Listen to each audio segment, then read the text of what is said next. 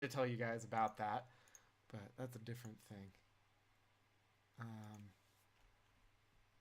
Um, I'm excited to see what we have in store for us.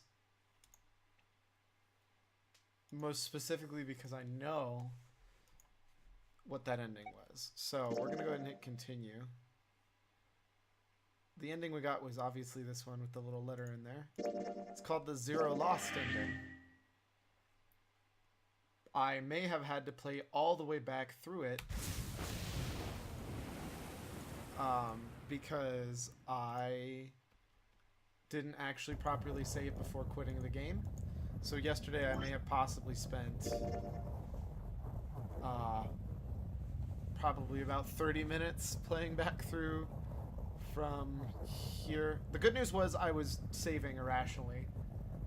Way to go, bro. Someone has looked for your balloons. You get 3,142 coins. Pog champ. Nice one, Cyclone. So, no matter what, we're going for this white key one, which I'm pretty sure I need to go this path. So I'm going to go this path, and this way, and then this way, and get to here.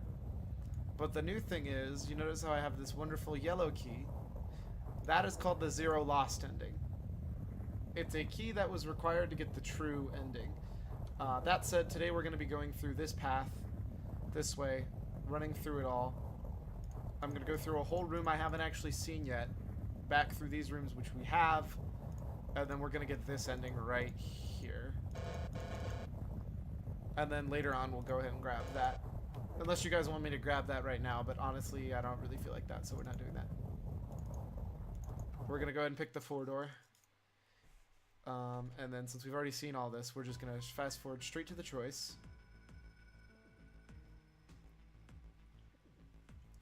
And try to only watch the keys, because honestly that's the only thing we care about right now is that new content, those new keys, since there's already plenty of us that,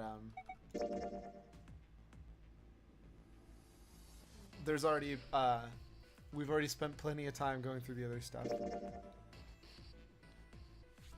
Gotta stay with Connie.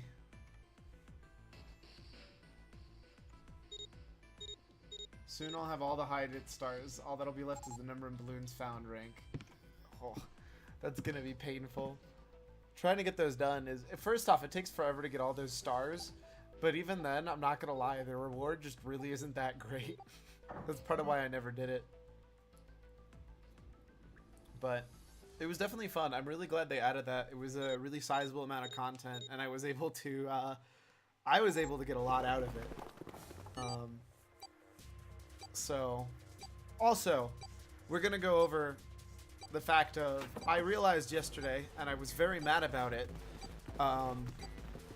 Clover sucks. She didn't recognize her own brother's, she didn't recognize the corpse wasn't her own brother, when she very well knew that her own brother had two different arms, or had one fake arm. So, I'm hoping they explain that away here. Otherwise, I'm just going to be very disappointed. But we'll find out. Jesus.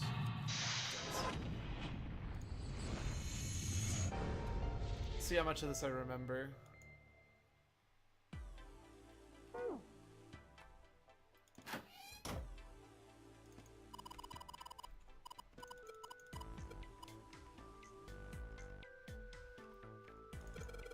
Grab the map, because we need the map. Although I guess I don't actually need the map.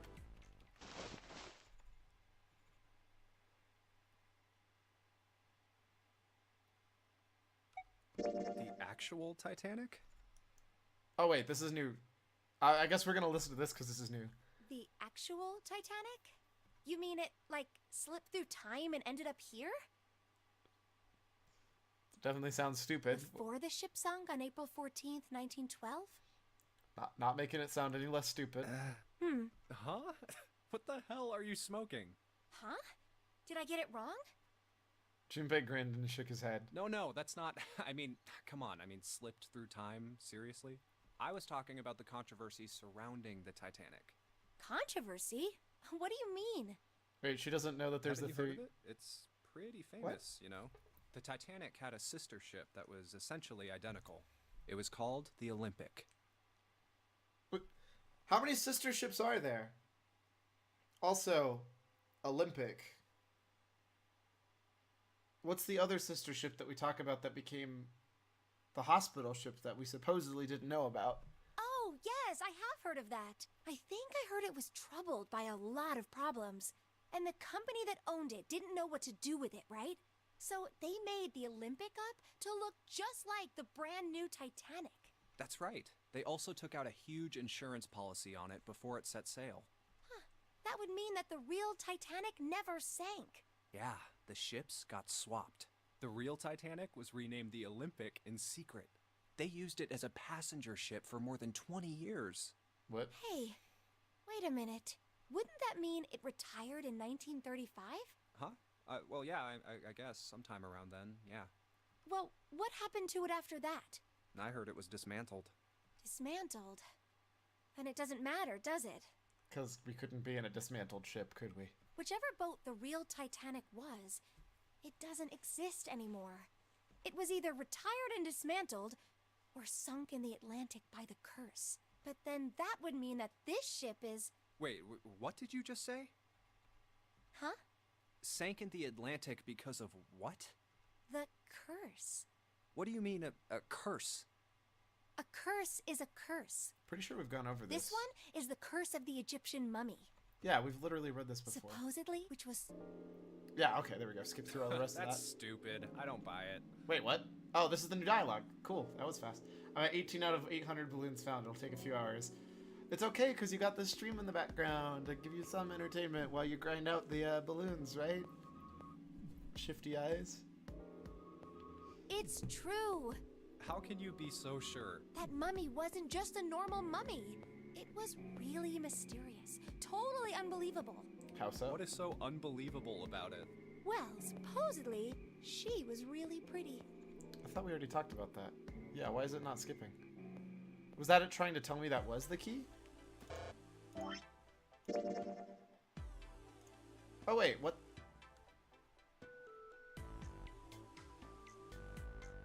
So then can I skip all the way to here?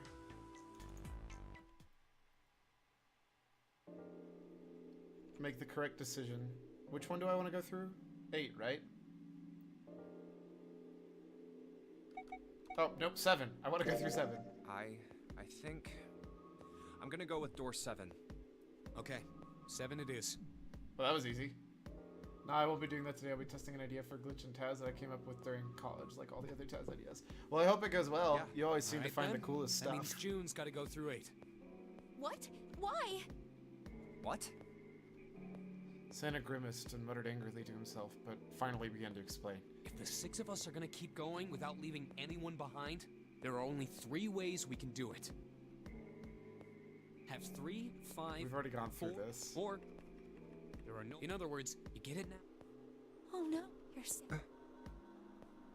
We've Hey, already guys, gone this is- all we of got this all text that- before. You mean Yeah. probably? I'm What? if in other words, zeros. I'm dead. He's not. Everything's. Yes. Anyway, Clover, I figure any problem. What? All right, let's. All right. You guys. Yeah. Okay. Okay.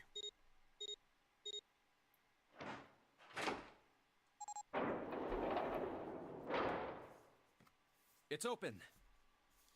A narrow hallway stretched out before them. Seven and Clover leapt through the door. Let's do this. Hurry! The moment they did, their bracelets beeped. The detonators in the bracelets had already been activated. Junpei stepped forward to follow them. But as he was about to step over the threshold, he stopped. He looked to his right, toward door 8. June stood there, a mirror image of Junpei. She turned and looked towards him. Their eyes met. They nodded. June. Jumpy.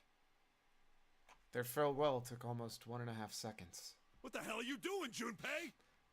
It's okay. It's totally worth almost killing your teammates just to say bye to the girl, obviously. No, I won't be doing that. Oh, wait, you already said that. Then someone took a hold of Junpei's arms and hauled him bodily through the door. He heard the sound of the numbered door slam shut behind him. His bracelet gave a cold electronic beep. Only 81 seconds left. No time to waste, guys. Let's get moving. 7 led the way down the hallway. Junpei and Clover followed him as fast as they could. After what seemed like far more than 81 seconds, they reached the end of the hall. Look!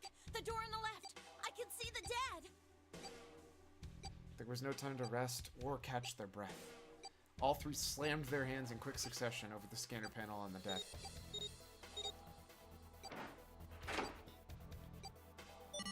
Wow, that was some quality lip animation.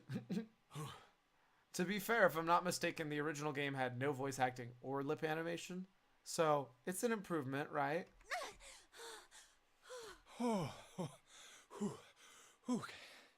Well, it's not like it's still an upgrade if you think about it, because I didn't even get any animation at all in Danganronpa either. Still trying to catch his breath, Seven leaned heavily against the wall. It stopped. It's...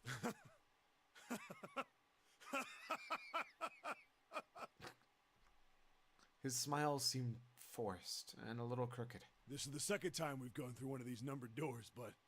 Whew, you never really get used to it. He stood up straight, no longer out of breath, and wiped some of the sweat from his head and neck. Clover smirked at him. I would have thought a guy your size would have bigger balls than that. Oh, snap! Called out by the little girl! Savage, man. What? What the hell did you just say? Say it again! I dare you! You have no... You little... You wanna die? I'd like to see you try. Savage. Oh my god. You fucking brat. Alright, let's go! Hey, calm down, guys. This isn't the time for this. It's not gonna do us any good.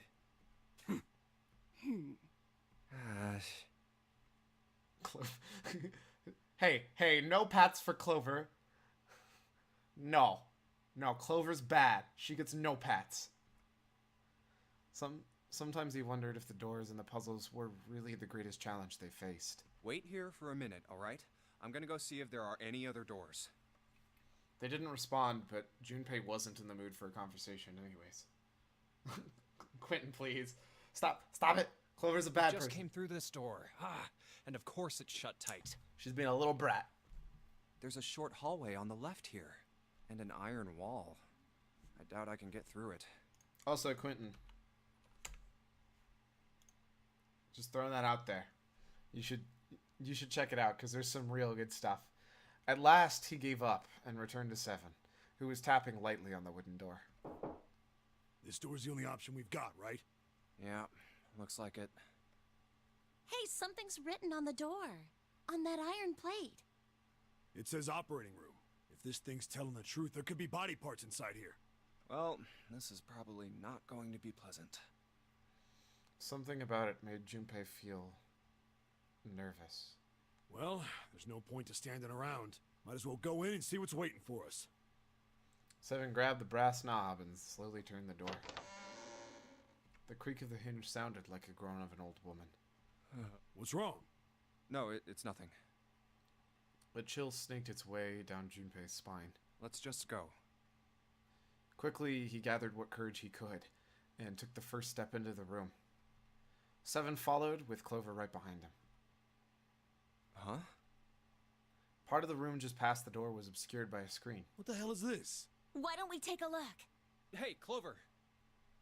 Clover's curiosity got the better of her, and she darted past Junpei to peer around the screen. Her scream nearly blew out Junpei's eardrums. What? Clover! He and Seven ran toward Clover to see what had frightened Hey, her. what's wrong? They rounded the screen, and the cause of her outburst was immediately clear. What the hell is this? Science Boy Mark II? Still sorry I couldn't be a part of it. No, dude, no, not a single worry about it. You should just be hyped. Sorry, you shouldn't. I'm not saying you should be hyped, but I hope you're hyped, because I am. I'm really excited to work on that and to be part of that crew for that. Is this a corpse? It was something that looked kind of like a human lying across some sort of bed.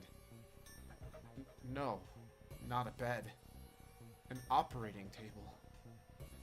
The table sat on a rusty steel lift, and a cluster of bright operating lights shone down on it from the ceiling. We should probably take a closer look. Yeah. Slowly, they approached. As they got closer to the body, it became clear that it wasn't a body at all.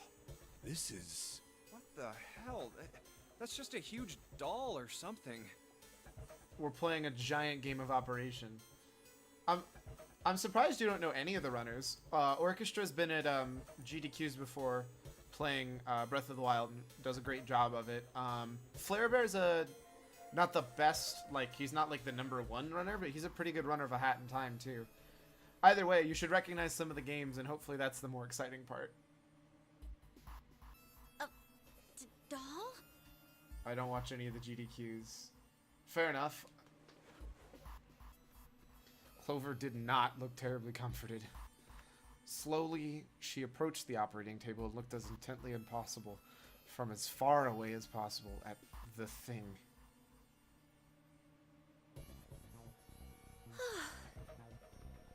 Junpei could see her relax. You're right. It's only a doll. Man, it really scared me. She heaved a great sigh of relief and wiped a few drops of sweat off her forehead. Seven smirked. Well, I guess it would have been weird if you actually had any balls. Ho! Ho! Ho! Dang! Shut it! Don't you start with me, fatty. Dang! Oh, what's this? You want a piece of me, short stuff? Yeah, bring it on, you whale! Hey, guys, not again, okay? Seriously, knock it off. Skinnier than Hifumi. Jeez. Anyway, it looks like he's got something the two of you could stand to have a little more of. Quentin Bliss. There's no axe in this room. Get out of here. I'm talking about a heart. Ooh. Man, double savagery. Huh? Oh, this? You mean on his chest? Yeah. It was set a little higher than normal for a human body, but from the shape of the organ, there could be no doubt that it was a heart. Why would there be a heart in a doll? I don't think it's a doll. You think maybe it's like a medical mannequin or something? Or maybe it's got more personal uses? Lewd? Anyway, the runners most people recognize are the best at their game, who may not be the most entertaining, knowledgeable, or charismatic, or live in Austin. Or Texas in general, for that matter. Since it is a first-tier event, really, even with the big DreamHack name, a lot of people didn't know about it. Also, the knowledge that there was going to be a running event was kind of later than optimal. So, either way, I'm really excited. I've looked at some of the runners. I've been a part of trying to get runners to sign up and help them get there. So I'm really excited. I think there's a lot of really good runners on that list and a lot of really cool games, and honestly, it should be a blast. Seven's grin was more than a little perverted. You perv. Like me. Clover glared at her. Anyway, how about we take a look around this place? Let's go. Okay. Sure thing. Actual game time. Let's see what we got. Did that say preparation room? Don't know what I would have ran. You would have run Mario Party. Duh. That's the only thing you run, isn't it? Kappa.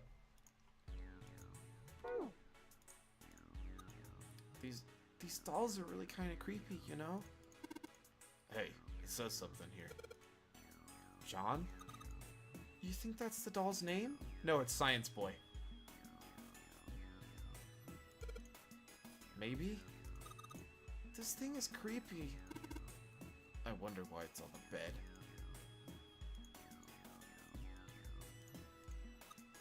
Hey, I wonder what this thing is. It says kg on the display. That's kilograms. That's his weight. You think maybe it's a scale? Sounds about right to me. A medical mannequin with its guts showing. Ew. Gross. Hey, Junpei. There's a slit in this thing's chest. Yeah, sure is. There's something in here. Maybe we can get it out. Damn it, Sting-a-thing won't budge. It's stuck. Well, I guess you can't use force on this one then. We need something small that can fit into that little hole. Like, oh. A couple syringes. All too rusty to be useful though. Hey, there's a scalpel here that looks new. What's KG? Lol. I know, NA knowledge, right? Am I right?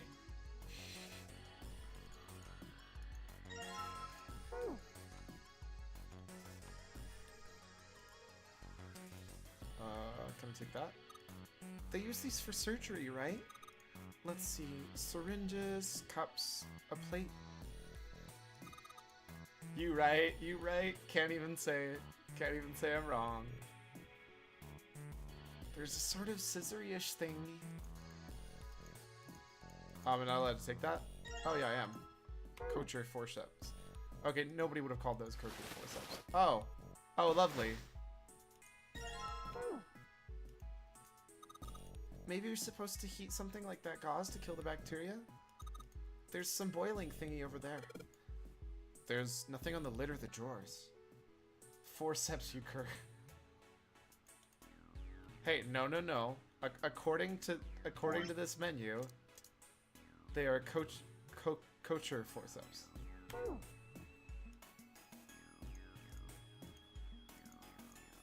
There's lots of different kinds of medication. It's hard to tell them apart. I wonder if there's a poison that could be mistaken for a protein shake. The drawer is empty. Yeah, nothing here.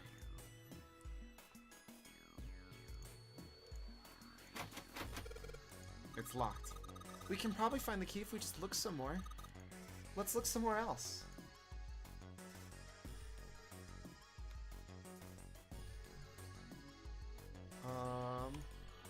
Oh wait. What's this thing? It's got short iron legs. Are you dumb? Maybe it's a heater? There's nothing inside it. Well, that's super boring.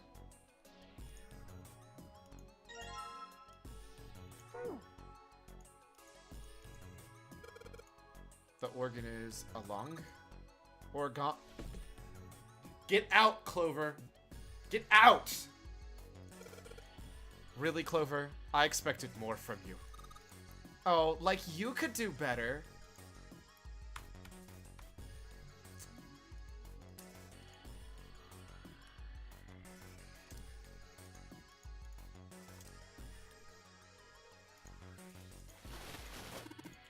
This bed doesn't look very comfortable. Another medical mannequin? From the looks of it, this one's a chick. She has a name, too. Lucy. Poor thing. Looks like Miss Lucy only had a head and a left arm. Maybe we're supposed to gather all her parts? Maybe something will happen if we gather all the parts. Oh, okay.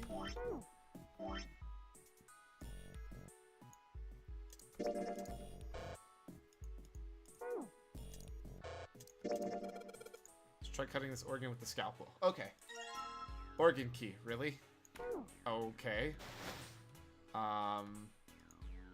Wait, what? Awesome, and unlocked. Okay. I totally meant to use that key for that. Hey, Junpei, you think there's any slugs on this ship? Huh? Well, if there are, I was thinking we could put salt on them. What's she pointing at? The label slates NaCl. Salt. Salt, huh? Do you think Seven will shrivel up if we put it on him? Rude. Hey, you say something? Iron 1, carbon dioxide, question mark, salt 2, ammonia, question mark, water 3, ethanol, question mark. Blue liquid. Red liquid. It's a note on top of the table. Iron 1, salt 2, water 3. Carbon dioxide, question mark, ammonia is question mark, ethanol, question mark. What do you think this is a hint for? Maybe it's got something to do with this box? Well, iron is 1, NaCl is 2, H2O is 2, carbon dioxide is CO2, so it's 3, or sorry, H2O is 3, Carbon dioxide is 3, but I don't know ammonia or ethanol. But I don't think that's actually it, is it? Huh? Something stinks. Is it coming from this bottle? It says NH3. Is that ammonia? Well, of course that stinks. It's ammonia. There we go. So NH3 should be 4. So ammonia is 4. Sorry, we're writing this down.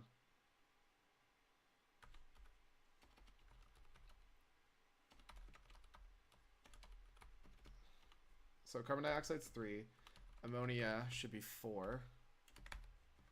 And then ethanol, if it's C2H6O, should be what? 9? Also, Cyclone, did you Google that, or do you just know that off the top of your head?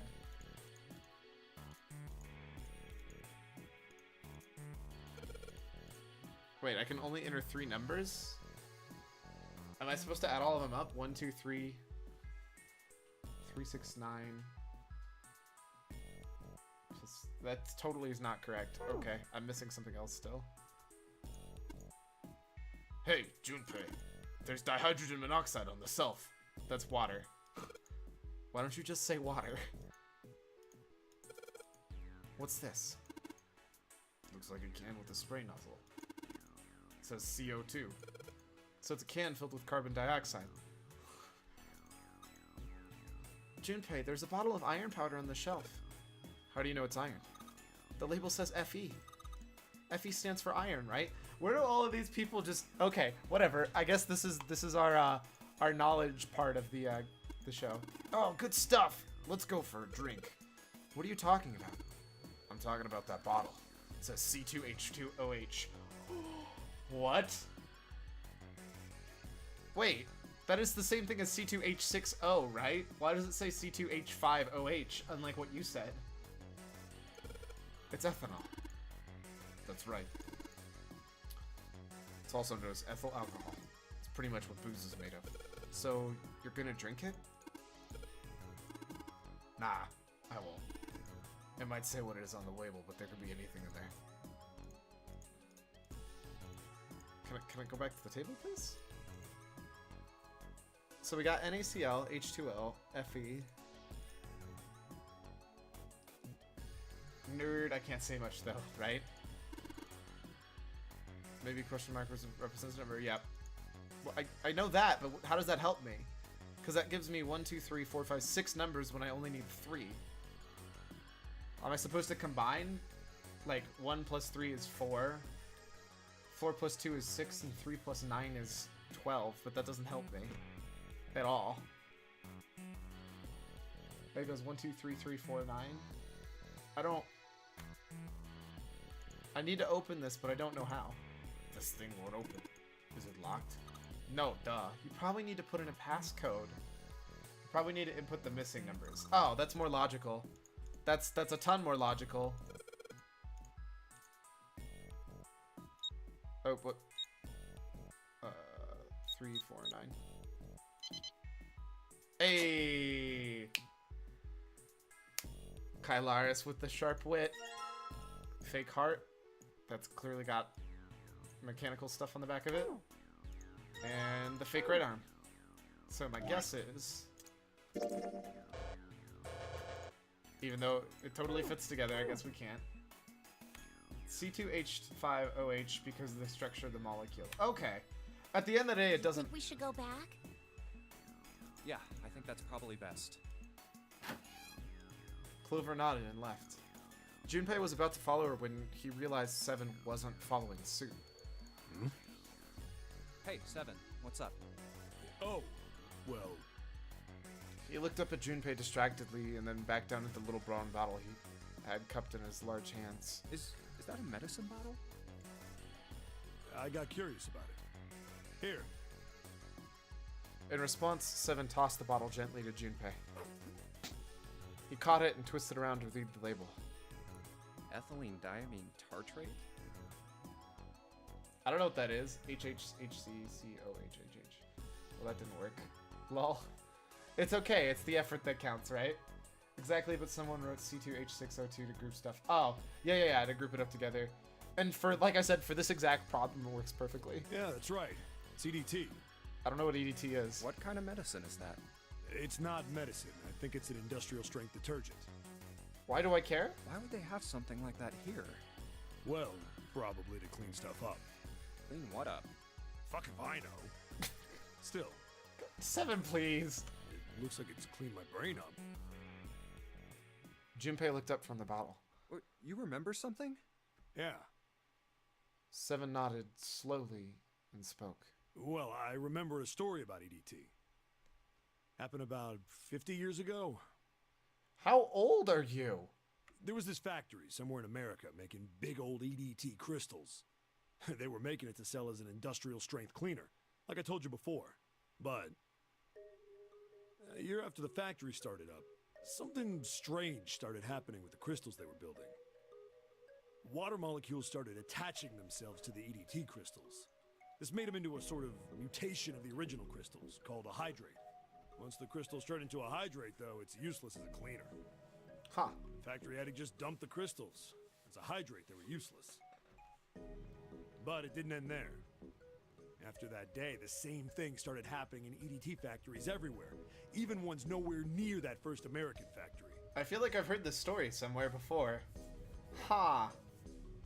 They'd been making crystals the same way, with the same materials and the same equipment and environment.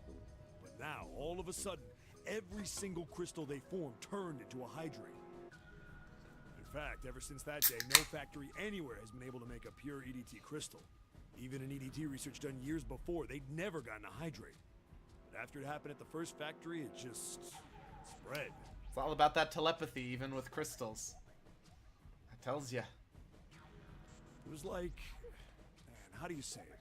Like the molecules were communicating with one another, transmitting information in a way humans couldn't perceive.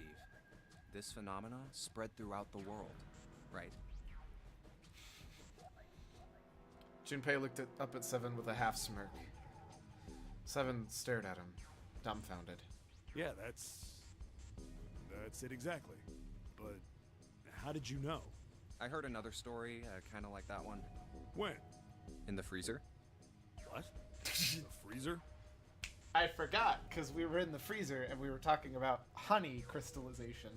I didn't remember. I remembered the story, not that we were in the freezer. Yeah, June told me. Wait. I thought June... Oh, that's right. Lotus couldn't have told me because she wasn't in the freezer. Junpei told 7 the story he heard from June in the freezer in the kitchen. How one day glycerin began to crystallize. Sorry, glycerin, not honey. The actual... Don't worry about it, Quentin. None of us actually know. That's the whole point. And the story of that ice that wouldn't melt at room temperature. Why do all these nerds know science shit? I mean, that's literally this game. This game is like 100% random stories and random facts that really people just know. When Junpei was done, 7 looked thoughtful and absent-mindedly rubbed the scar on his chin. Ice that doesn't melt at room temperature, huh? That sounds familiar? Yeah, hold up. I feel like I can remember something. It's right there. 7 squinted. His eyes stared off into space as if he were trying desperately to focus on something far away. Mature is in your life, is in your title. I can swear, sir. I didn't say you can't. Do you? Do you know about Ice 9? Ice 9? Ice 9. Ice 9. Ice, ice, ice. Suddenly, 7's eyes shot open. That's it. I remember now. That woman, she's on this boat. That woman? That woman? Alice! Alice? Who's Alice? Oh, wait. All Ice. That's the book we got. Where do we get that book from? Come on. The woman who won't melt at room temperature. Huh? It became clear to 7 that Junpei had no idea what he was talking about. And I don't either. He ran his hand across his face and took a deep breath. You know how the Titanic sank on April 15th, 1912, right? Yeah, more than 1,500 people died. Worst maritime accident in history. What about it? Did you hear about the boat that was sent to collect the dead bodies? I think that was the RMS Carpathia, right? No! Who knows that? Nobody knows that! Nobody cares! It was a cruise liner, just like the Titanic. No, that was the ship that picked up the survivors. The ship that collected the dead bodies was the CS McKay Bennett. Again. What? Why would you know that? The McKay Bennett showed up on April 17th, 2 days after the accident. It set out from Halifax, a port in Canada, and recovered 306 bodies. That's what I'm saying, Quentin. Why would anybody know that? Why would you know that it came from Halifax, too? Like, is this dude just, like, seriously into maritime just mysteries or something? The Atlantic that far north was really cold. It would have to be for there to be icebergs and stuff. Anyway, the bodies they pulled out of the water were frozen solid. This isn't a very nice story. So, what happened next? Understatement of the year? Well, they say the McKay Bennett recovered something more than just dead bodies. There were various bits of stuff floating around in the water. Things the drowned had carried with them, or stuff that dislodged as the ship sank. One of the things they found was a coffin. What? A coffin? What? Yeah, a wooden one. The craftsman who made it must have been pretty skilled. It wasn't just a wooden coffin. It was all wood, no nails, no reinforcements, no gaps in the wood anywhere. The thing was airtight. Oh, I love that. Classic Japanese carpentry is designed that way. Although usually, if I'm not mistaken, it's not literally flawless with no gaps anywhere, but... The crew got pretty curious about what might be inside it and opened it up. I had to get a wedge and hammer it open. It was so well made. Inside. What is that? Slack grump. That is the... I don't like that face. I feel violated by that face. They found a woman. Or, I guess you should say, they found the dead body of a woman. Is it the mummy? The most beautiful mummy ever? Her hair was thick and black, and her skin rich brown with no blemishes or signs of decomposition. They say that she looked gorgeous, like a goddess. That's why the Titanic sunk, was her curse.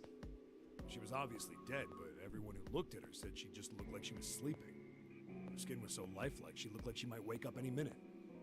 And she didn't, though. She didn't, though. Promise. Like the rest of the bodies they found, she was frozen solid. Quentin, stop. There will be no thick in this chat. Eventually, the McKay Bennett finished searching and returned to Halifax. The 306 bodies were unloaded and taken ashore. However, it was warm enough that they began to thaw. They say that the stink was horrible. Ugh. Not a thought I really wanted to think about. But there was one body that didn't thaw, and that was... The girl in the coffin. Alice. Fight me, please. That's right. Don't. You know you'd lose in my chat, let's be real here. Everybody thought for sure that she'd melt and start to rot like the rest of them eventually. But weeks passed and nothing happened. And a month passed, and another. It was summer, and she was still frozen solid.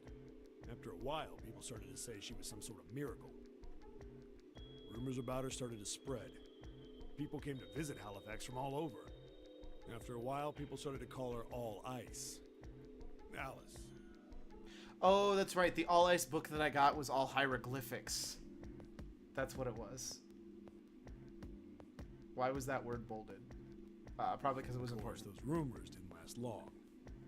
Why? Well, she up and disappeared. One day Alice was there, the next day she wasn't. They say someone snuck into where they were keeping her and stole the body. With the body gone, the rumors followed pretty quickly. After a while, no one remembered her. You might be able to find something about her if you could find a newspaper from back then, but that's about it. Wait, you just said that she was on this boat. Yeah, I did. Alice has got to be somewhere on this ship. Now why the hell would you say something like that? Because I know. What do you mean, how do you know? And just what is it you know? What happened to Alice after she was stolen. Yeah, sure you do. Junpei Alright. gulped. Tell me, what happened to Alice? Seven nodded, slowly, and took the look of a man recalling something long buried. Well, around that time, the word was that there was a special black market in New York. All millionaires from all over the world. I've heard that Alice went up for auction there. The person who won the auction was Lord Dashiell Gordain. Clover is Alice. Clover is Alice confirmed. You've heard that name before, right? Lord Gordain. That's the guy who bought the boat, right? Proof number 1, thick hair. Cyclone! I swear to God, you're ridiculous. Isn't he the guy who bought the Gigantic? The Titanic's sister ship? Yeah, that's him. Although I guess he hadn't done that yet. What do you mean? Bourdain bought Alice in 1912. 4 years later, in 1916, he bought the Gigantic. And he hit Alice somewhere on the Gigantic. I will ban you both. Get out of here. But nobody knows where. Y'all ridiculous. He died in 1931. And apparently he died without ever telling anyone where Alice was hidden. Thick hair is extra patable. I mean, you're not wrong. You're not wrong. However, what? Well, he did have one close friend who asked him, "Where is Alice?" And he said, "Alice sleeps in a small chamber past the Forest of Knowledge beneath the navel of the Gigantic." Are we gonna find like a mummy? Are we like in National Treasure now? What the hell is that? Is it some kind of riddle? Your guess is as good as mine. Seven threw his hands up in defeat. So that's it. Whatever you think, I believe it. She's hidden somewhere on the Gigantic. In other words, she's hidden somewhere on this ship. Plot twist, she's alive. Dun dun dun. Before Junpei could dispute Seven's rather bizarre claim, as Junpei was trying to figure out what on earth he was going to say next, Clover's shrill voice pierced the room. Hey, what are you two doing over there? You know, that is a pretty good question. We've been in there talking for a while. Stop wasting time and get over here. Okay, we're coming. Jeez. Seven looked at Junpei. Yeah, so anyway, that's the story. It might be useful someday. Don't forget it. With that cryptic remark, he turned and left the room. Alice. Huh. Junpei was left behind to ponder what he'd just heard. He tried to remember what June had told him earlier. That mummy wasn't just a normal mummy. They say that she was frozen. The story says that from the time of its discovery all the way through to when it got put on the Titanic. Even though it was carried through the desert, her body never melted. She's a spoopy mummy. Then was that Egyptian priestess Alice? Did the water in her body become Ice 9? No, that's nuts. There's no way somebody like that could exist. No, that's nuts. Get out of here. Junpei shook his head, trying desperately to clear it, and followed Seven to the operating room where Clover was waiting. Your disapproving look gives me life. You must have a lot of life.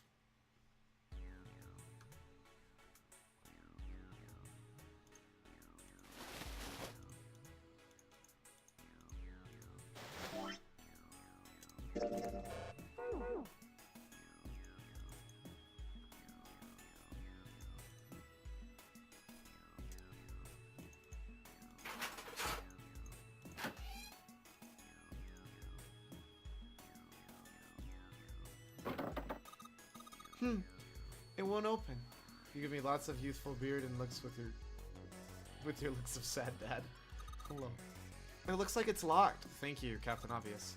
There's a red plate on it. Do you think that means something? Damn. It's not opening. Locked, of course. The blue plate on here seems a little suspicious, though. Damn.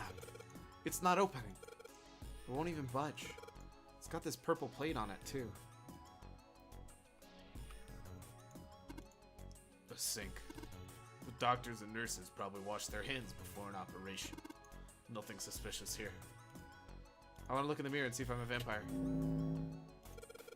There's a ray of light going through the beaker. And it's hitting this thing on the right. The white light on top is glowing. Yeah, but the red, blue, and purple still aren't. So, do I need to use blue liquid? Hey, the blue light turned on. It's a sink. Thanks, Seven. Right? And I heard a noise. It sounded like something unlocking. Probably... Oh, no, come back.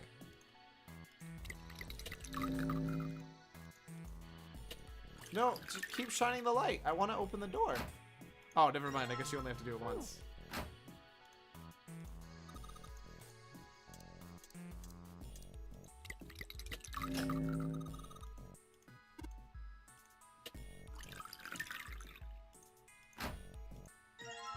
Alright, and the last one.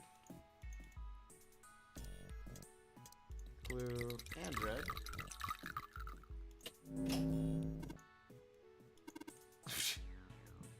Yes, 7. Okay. Do I really need to explain? Well, actually, technically, it's not the correct color wheel, but whatever. Good job, Junpei. The purple light came on, and I heard it unlock. I'm sure it's unlocked. The locker with the purple plate's gotta be unlocked. Red plus blue equals purple. Alright, let's see what happened. Well, do I still have the separate colors? Oh no, I only have a purple liquid, so it's a good thing I did red and blue first like I'm supposed to. Fake stomach. Okay. Of course.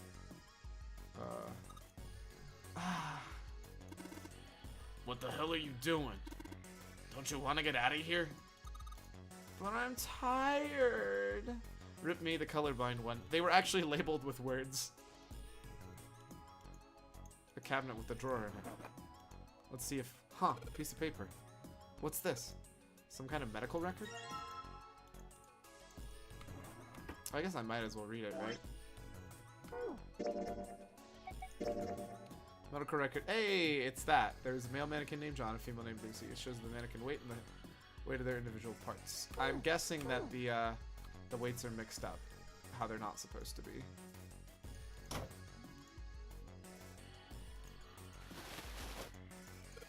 Okay, so we've collected the 6 parts of the medical mannequin. So the ones we got must be for Lucy, right? Yeah! Seems like it. We both know I can't read. Not wrong. Well, I say we give Lucy her parts back. Any objections? Nope. Agreed. Alright, let's get started. Combine! Hey, nothing happened. That's odd. Maybe it's the wrong weight? Weight? Yeah, well, you know how there's a scale on the side of the bed? Maybe we need to get the scale to a specific number. How are we gonna do that? I think we're supposed to swap her body parts with John's. Oh. Let's give it a shot. Screen will display 2 medical mannequins. Swap their body parts by selecting the parts you want to swap. Well, what am I trying to get to? Are they supposed to be equal?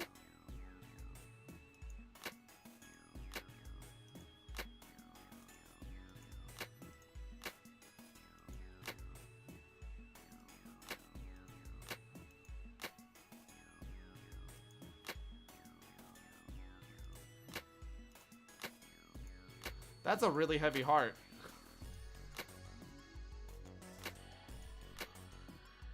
I guess let's do this the lot. Wait, I don't know which heart's which now.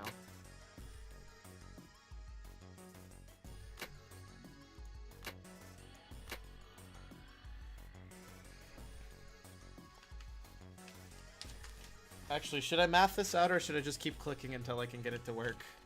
Oh wait, I can just click reset. Okay, so this is right. So, of course, the guy's heart is 0.3 kilograms heavier.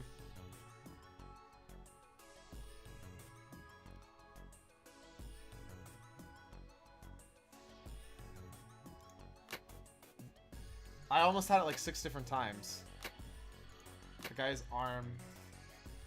We all know the answer to that.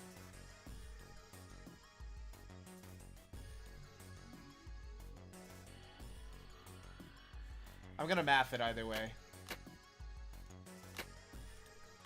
0.2 for the chest.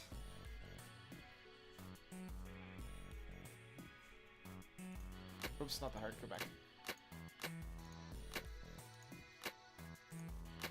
0.6 for the stomach.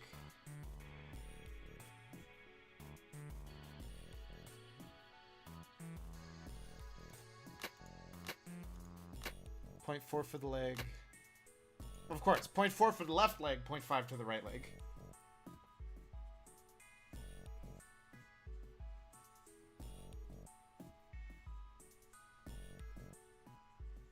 Alright, and I need to get a 2.5 kilogram difference.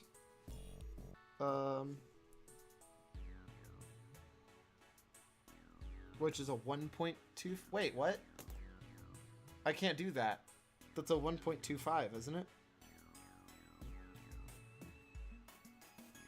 How do I get that? There's no way, right? Because I can do 10 from the stomach and the left leg, and then the right leg. But now they're 0.1 to... Wait, I did that wrong, apparently.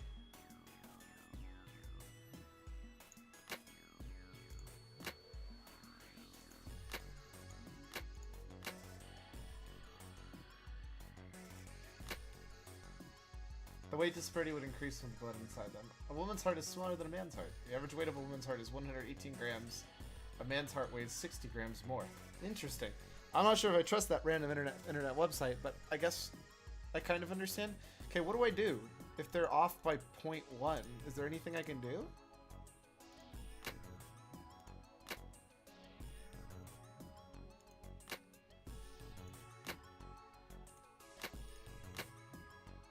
There's nothing light enough. Oh wait, no. The chest is 0.2 kilograms. I can't get them any closer, can I?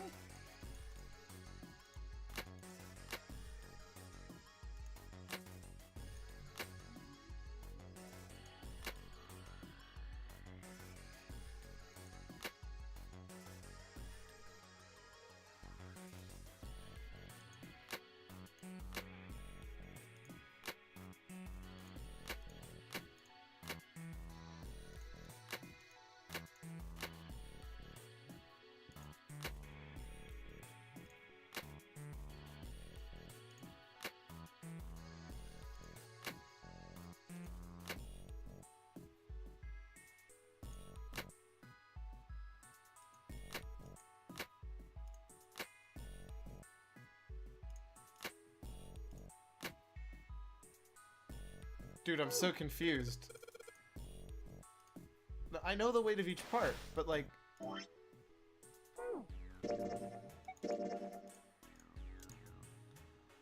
Oh wait, there's all the weight right there. Oh, those are the goals I want. 51.3, 53.2. I'm stupid. No, I'm stupid. I don't need help. I'm not supposed to get him to be equal. I'm supposed to get him to match that weight.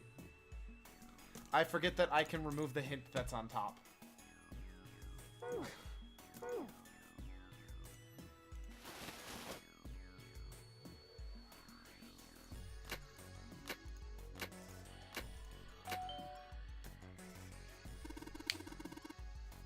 Hey!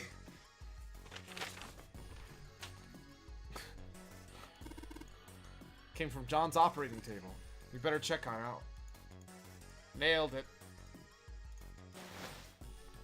To be fair, you almost... So, like, for 90% of the game, I've used none of these. Like, I didn't even remotely care about anything in this information pamphlet. I just didn't do anything with it. Hey, Junpei, look at the scale. Huh? The lid on the scale. Oh, there's a key. Oh, that's the important key. Oh, I get it. It must have opened because we matched John's weight to what's on the chart. Jupiter key. What up? I kind of want an actual Jupiter key. I don't need one, but I kind of want one.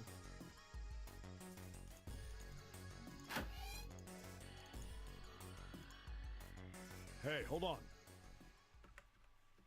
Junpei stopped, about to put the key in the doorknob. Oh, what's up? Where's Clover? Huh? Oh, come on! Junpei turned around. Clover was nowhere to be seen. Oh, God damn it. Where the hell did she go? Okay, just hold on a minute. I'll go get her. Sure thing. Junpei left Seven at the door and headed to the back of the operating room. He found her, standing next to the operating table. She was staring at the mannequin. Hey, Be right back getting axed. what's wrong? Come on, let's get out of here. Say complice. She didn't respond. If she hadn't been standing up and breathing, Junpei might have thought she was dead. What are you doing? Did you want to come back here and say goodbye to John? It wasn't the best joke, but it was something. An attempt to lighten the mood. Clover didn't laugh. She stood stock still and said nothing. Hey, Clover, can you hear me? Perhaps it was something he'd said, or perhaps it was something else. Suddenly, her mouth opened and she whispered in a dry, dead voice. My brother might be dead. Huh? That's why we couldn't find him. If he's dead, I'm going to be next. Suddenly, the operating room felt very, very cold. What are you talking about? What's wrong with you? He gave her a small shake, but she still didn't respond. Ripperoni. The silence grew heavier. Junpei. Oh, yeah. He didn't know why, but suddenly Junpei remembered something he'd been given earlier. It's in my pocket somewhere. Here it is. Quentin, please. He reached into his pocket and dug it out. A 4-leaf clover. Santa had given it to him in the second classroom. He held it out to Clover. Hey, did you know? Each leaf means something. Hope, faith, love, and luck. That's what a 4-leaf clover stands for. Take it. Use it as a good luck charm. He pressed the 4-leaf clover into her hand. Listen to me, Clover. No matter what happens, you can never lose hope. Because when you lose hope, all that's left is despair. You have to remember what's most important, and that's to have faith and to have love. If you can remember all of those, that'll bring you good luck. Snake, I mean, your brother, he's not dead. He's alive, somewhere. I'm sure of it. You've just gotta believe in that. Clover stared at the 4-leaf clover in her hand. He could see the tears start to form at the corner of her eyes. Thank you. Her voice was tiny and broken, and as she spoke, she started to cry. She tried to hide her tears by looking at the floor, but it did little good. She wiped away tears with the baggy arms of her jacket, but more quickly took their place. No matter how she tried, she couldn't stop crying. Her tears made small wet circles on the floor. Thank you. She said it again. Then she looked up at Junpei and seemed to choke down the last of her grief. She did her best to smile.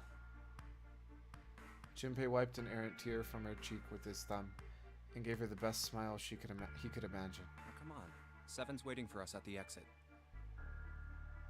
But still, she didn't move.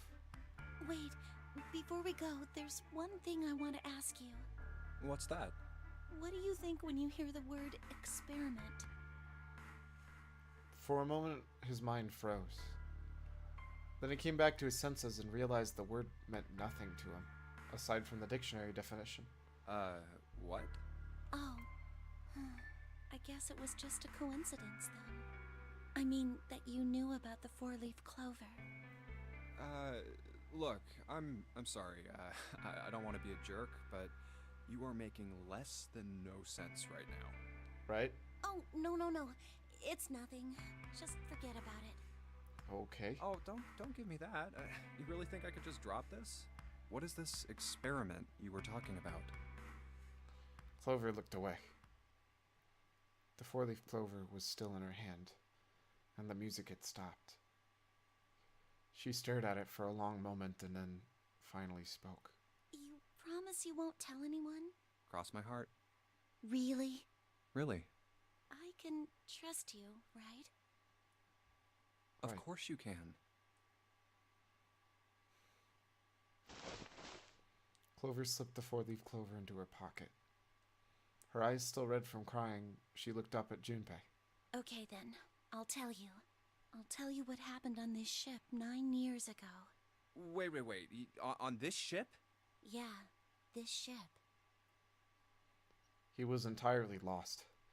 He had 1,000 questions, but it was probably best, he thought, to save them until Clover had finished. It was an experiment to test some sort of psychic thing. What's going on? Communicating through these fields that you can't see. Okay. Fields that you can't see?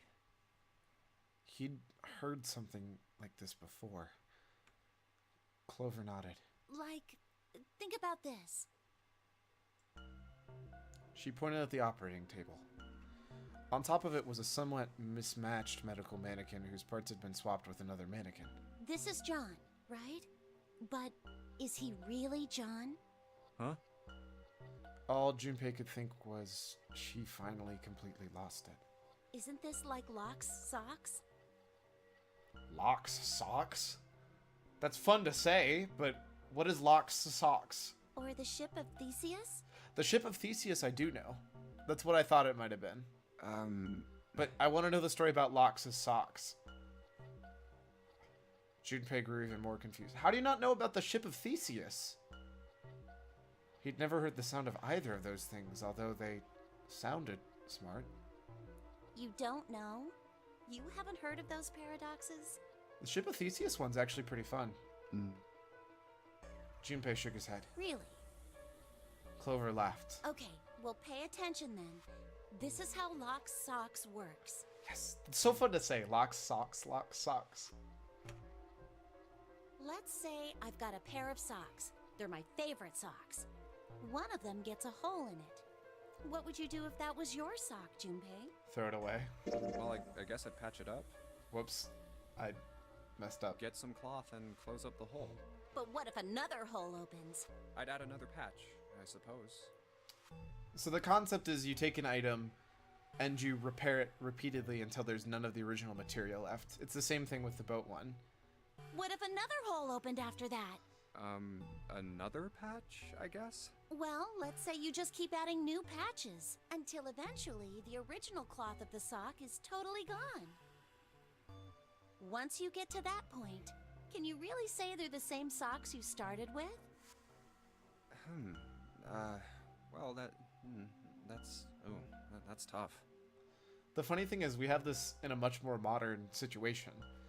How many programs do you know where things break so you rewrote portions of the program? Once you've rewritten the whole thing where it's still functionally the same thing but none of the original code, is it still the same program? Junpei crossed his arms. So, that's the Locke's socks thing? Yeah, the ship of Theseus is a lot like it. It's essentially identical except it's with a ship.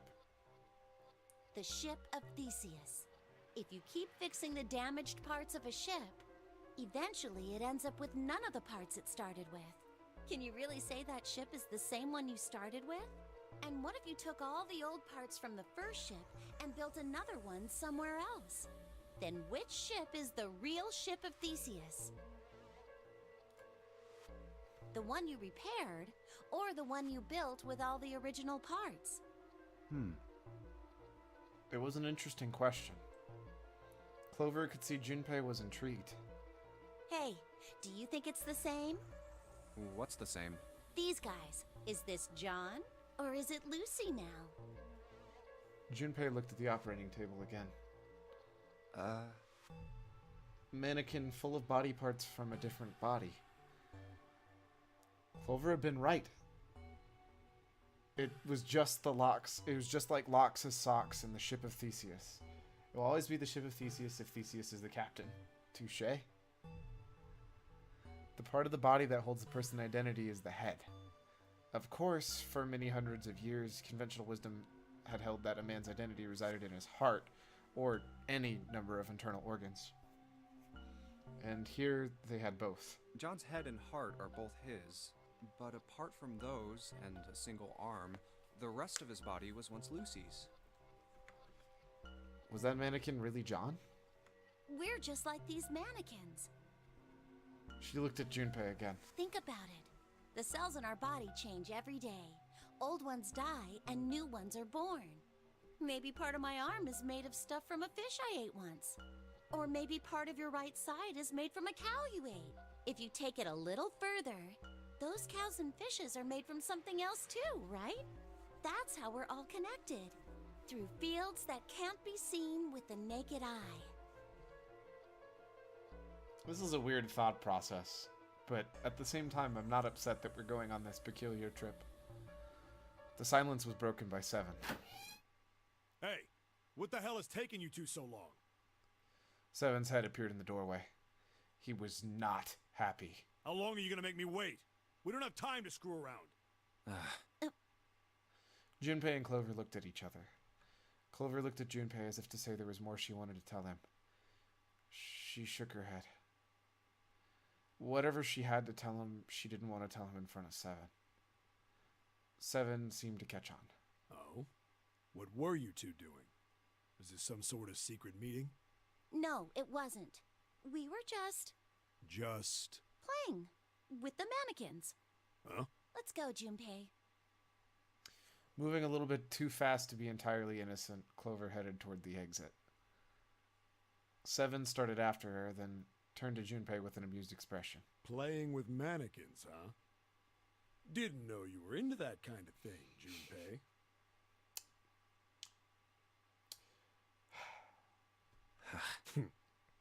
You're a dick. Wrecked. Junpei dashed past him and then traced Clover's path out the door. With a short laugh, Seven followed. I don't even know what to call that face, Kylaris. I just know that that's exactly the face that makes sense right now. They stood in front of the door. Junpei took out the Jupiter key. All right, I'm gonna open it now. Is that cool? You don't need to keep asking, just do it, alright? Fine then. Testing done, results are expectedly disappointing. That's disappointing. Sorry, Cyclone. He slid the key into the keyhole and turned it. He felt it unlock. The door opened with a soft, melancholy creak. Beyond it lay a simple white hallway. Can you collect 2 sandwiches in the same frame so you can go from 99 to 101? I'm assuming the answer is no. There was no fanfare, no confetti. Obviously, there was no one there to applaud them. They simply walked through the door. That was it. All right, let's get going. Experiments say no, you can't collect 2 sandwiches on the same frame, which is stupid. I mean, so their programmers aren't completely stupid, maybe? Hey man, what's up with you? You're so serious, you know? Can't you sound more happy, get a little excited? Not really. Junpei turned away from Seven and took his first step down the simple white hallway. My brother might be dead. No, Clover. See, this is the problem. This Clover in this universe, I like this Clover. This is a good Clover. This is the Clover that I want to give hugs to and pats on the head and just help her get through all this. I'm going to be next. Clover had told him only a few minutes before that her brother was probably dead and she was likely to follow him. Like hell I can. Not after hearing something like that.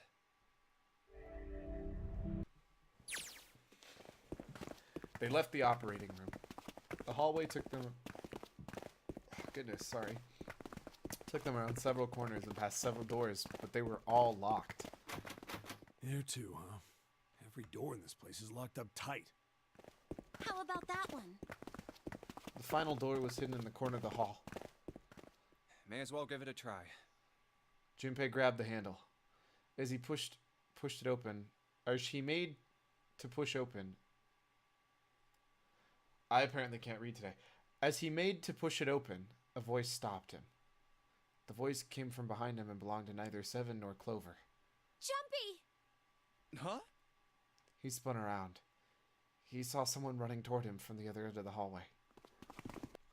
Oh, that's the wrong button. There were 3 people coming towards Junpei and his companions. June and Santa and Lotus too. They pulled up short in front of Junpei, breathing hard. Whoa! What the hell is this? What are you doing here? What? But we didn't... Before he could finish, Clover spoke. Hey guys, could you come take a look at this? She was standing near the end of the small hallway that branched off to the right. The rest of them ran over to her, curious as to what she'd found. Look on the wall here. It's the map. There was something on the wall at the end of the hallway. A map of the ship's interior? It says C deck. So it's the map for this floor then? Door 7 and... Door 8. Yep, they both eventually end up at this hallway. Oh, I'm stupid. That door that I kept wanting to go through that was in the locked room. I'm pointing at it, but you guys can't see because I'm pointing at a monitor. It goes. Oh wait, do I have a mouse? Yeah. So this is that room, that sciencey room, right there. We could have easily gotten. We could have walked out of there too. I don't know why I didn't think about that until right now. In fact, Yeah, isn't that what I said? We aren't going to be split up permanently till we find door 9. We might get separated for a little while, but we'll see each other again. Otherwise, we won't be able to open door 9. That's how the nonary game works. I see. Junpei looked at the map of the ship's interior again. Wait a sec. Hey, could this lead to... As he looked more closely, his surprise and excitement gave way to weariness. Oh, You've got to be kidding me. One by one, the others saw what he'd seen. We may as well go. yeah. They moved as one for the door. almost forgot. We should keep this. He pulled the map of the ship's interior off the wall and put it in his pocket, then followed the others. I don't think I've ever used the map in this game. The 6 of them stood in the front of the door, arrayed in a semicircle. Santa stepped forward. He took a hold of the door and spoke, without looking back at the other 5. Ready? I'm gonna open it. Slowly, all 5 nodded in their silent assent. With a deep breath, Santa threw open the door.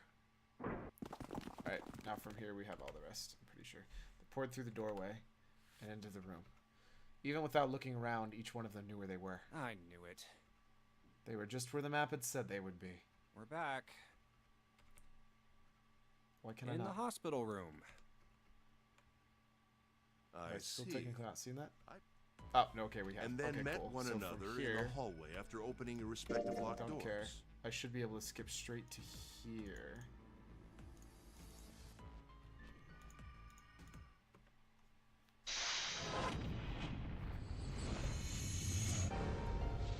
Perfect.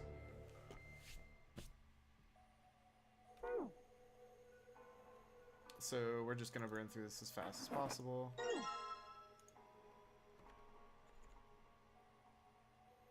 Yeah, there is. Oh wait, whoops. Ace's eyebrows went up. You checked on us. Now get out of here. We split this stuff up for a reason, all right? Whoops. I didn't mean to be a dick, but whoops.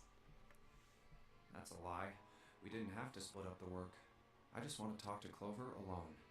That's why I sent Ace to the wheelhouse. There's something I want to ask her, and I don't want anyone to overhear us. I'm pretty sure Clover won't talk if there's anyone else around. That's why when Ace showed up again, I got a little desperate. I had to make him leave. I guess I made the right choice. Ace opened his mouth, then took another look at Junpei and shut it again. A small smirk appeared on his face. Oh, I see. Of course. You get to that point if you go the other route, by the way.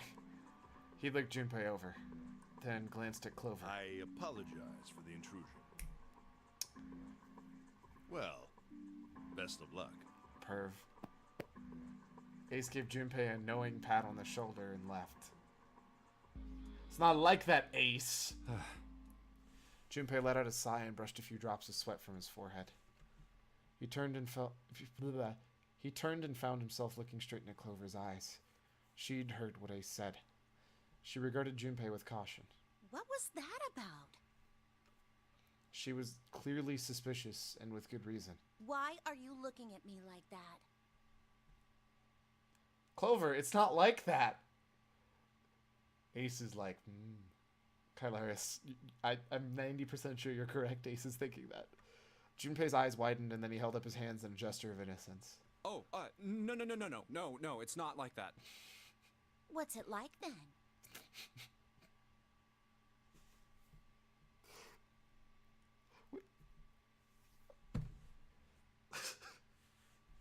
I just wanted to hear the rest of that story. I didn't get a chance to ask you about it until now. What story? About the experiment, remember? The one you started to tell me in the operating room? You said something about an experiment that happened here 9 years ago. Clover bit her lip.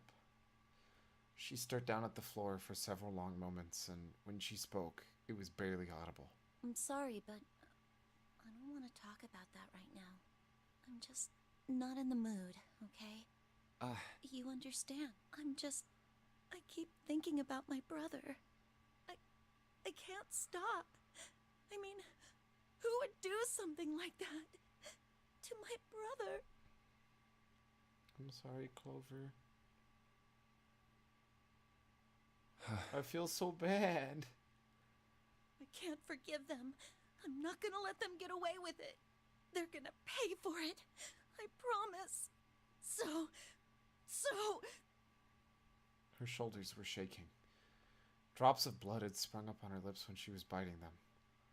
She wiped it off and looked up at Junpei, her eyes fierce and angry. Junpei, who do you think did it? Her voice was cold and scarcely above a whisper. Junpei gulped. Well, if what Seven said was right, then there would have to be at least 2 of them. You need at least 3 people to open the numbered doors, and if you subtract Snake, that means there were at least 2 other people. You're right. So, what does that mean? Well, if we just look at the bracelet numbers, we should be able to figure it out. Who could have opened door 3 with Snake? Well, really, who and who, or who and who?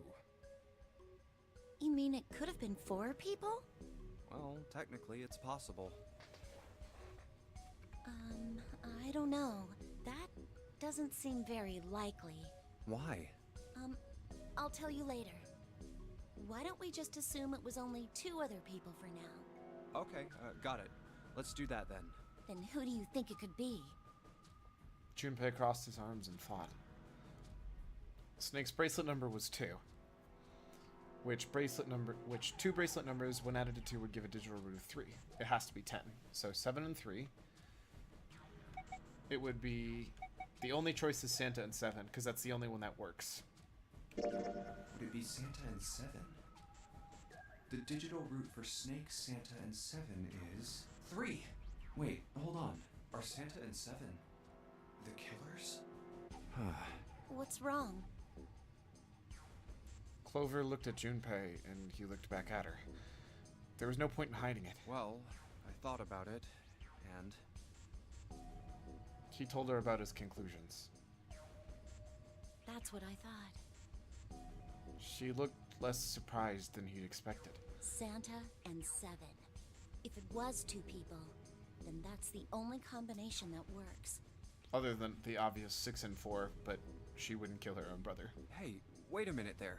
Don't you think it's a little too early to be jumping to conclusions? Well, all I said is that those 2 would have been able to open door 3 with your brother. There might be other possibilities. Well, what other possibilities? I mean, I know the answer because I know who actually is the killer, but I can't tell her because I don't know that in character. He didn't have an answer. He was ready to admit defeat when Clover spoke. Are you saying you think that it was 3 or 4 people? I really don't think that's likely. Why not? Can I borrow your pen and paper? Clover put her hand out expectantly. Yeah, here. Junpei pulled out his pen and pad of paper and handed them to her.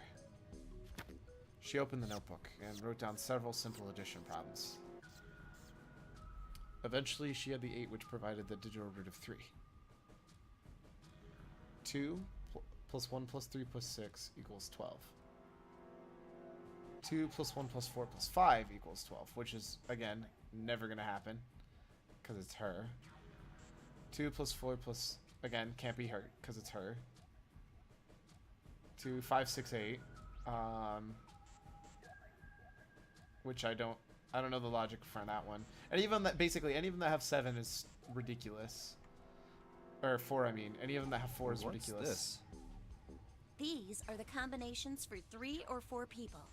Also, you monster, you wrote across 2 different lines, and none of them line up properly. I'm actually mad. These 8 combinations are the only possible ones. Oh, I see. Junpei, Yeah? I can trust you, right? Of course. Why would you need to ask that? Might be possible to get 2 sandwiches in the same frame, but I don't think the game will let you go over 100. What are you expecting for it to do? Like, buffer overflow and give you some ridiculous something? Or are you just trying to see if you can break it? Really? Yeah, So then I should get rid of B, D, G, and H, right? of course. Just cross them out. And you should take off yours too. The ones with 4. So, what does that leave? The only one that's left is Santa plus. A and E. And for E to be true, it's literally everybody else working against them, except for June.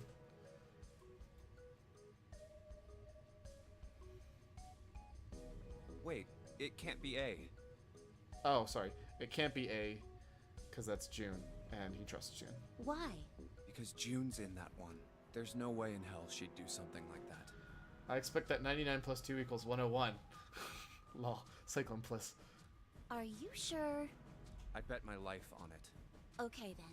I can cross off A too, right? Yeah, Well, what have we got left? E.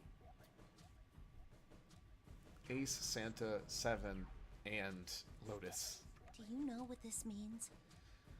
No matter what, Santa and 7 are not looking super good. Everyone besides me, you, and June would be working together. Do you think that's likely? If there were 4 people working together, they wouldn't be very cautious.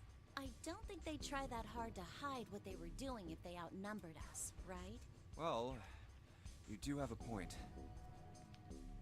And besides, if Ace and 7 are working together, they could have easily gotten rid of me when I went to the shower room with them. But they didn't. They didn't even try anything. If they were killers, why wouldn't they? That's also a really good point.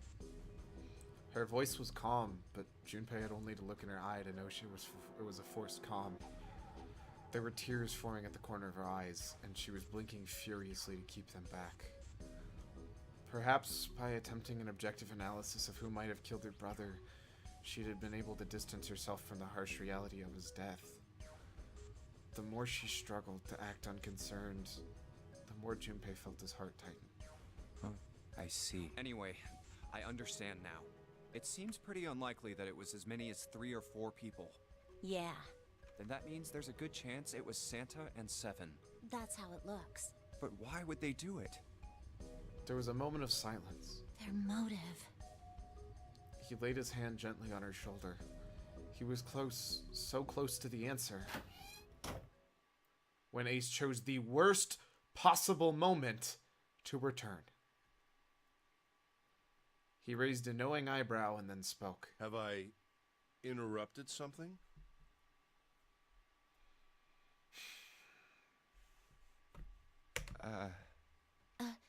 What is it? There was something I wanted to speak with you about, Junpei. Could you come with me for a moment? He turned on his heel and walked back toward the wheelhouse. Go ahead. Okay. Junpei looked over at Clover. He gave her a short nod and hoped that she would be willing to talk to him again later, and followed Ace. What did you want Ace. to talk about? You're killing me, man. Ace looked at Junpei and smiled. Perhaps more of a smirk than a smile. There was something I wanted to check. Yeah? What's that? If you'll excuse me. With no warning, Ace slipped his hand in the pocket of Junpei's vest. You little punk! Hey, what the hell are you doing? I forgot this had to happen, because this is kind of important. I'm just checking. No, stop! He reached for Ace's arm, but it was already too late. In the older man's hands were the pieces of paper Junpei had balled up and hidden in his pocket. Just as I thought. What exactly are these pieces of paper hiding in your pocket? You switched them, didn't you, when we voted? Well, I can't say that I care. I managed to get through the numbered door I wanted, despite your mischief. Then, why did you... Oh, simple curiosity. We've already read through all this. Oh, I ended up here. I didn't know that. Do I need to actually go read the... Well, I guess I need to read the book because I don't actually remember the directions that we need. Something written on it, ship's log, which I need. And then I need the map from there.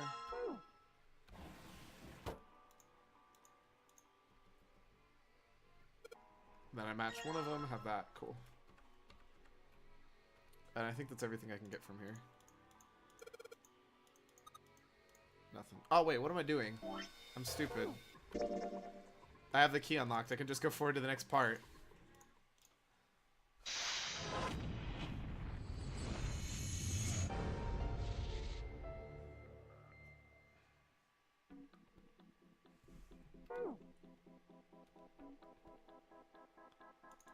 So I just go through this until I get a bunch of...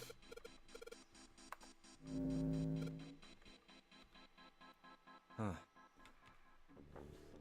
Skip everything I don't care. Well, There we even go. if he wasn't one of us, there's no way that man could be Zero.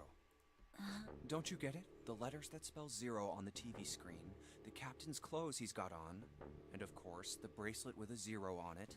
It's too obvious. Look, this is Zero right here. This dead body is Zero. Isn't that kind of fishy? You're right. Only an idiot wouldn't see through something like that. No, that's not the point. So I'm not trying to make fun of them for thinking a trick like this would work. Yeah, 100% won't let you go past 100. RIP. It's okay. At least you tried, right? I'm sure they didn't think it would work, which makes me wonder. Are you gonna say the words, why did they do it? I think this is a challenge. A challenge from the person who's really behind all of this. He's making fun of us. Don't you get it?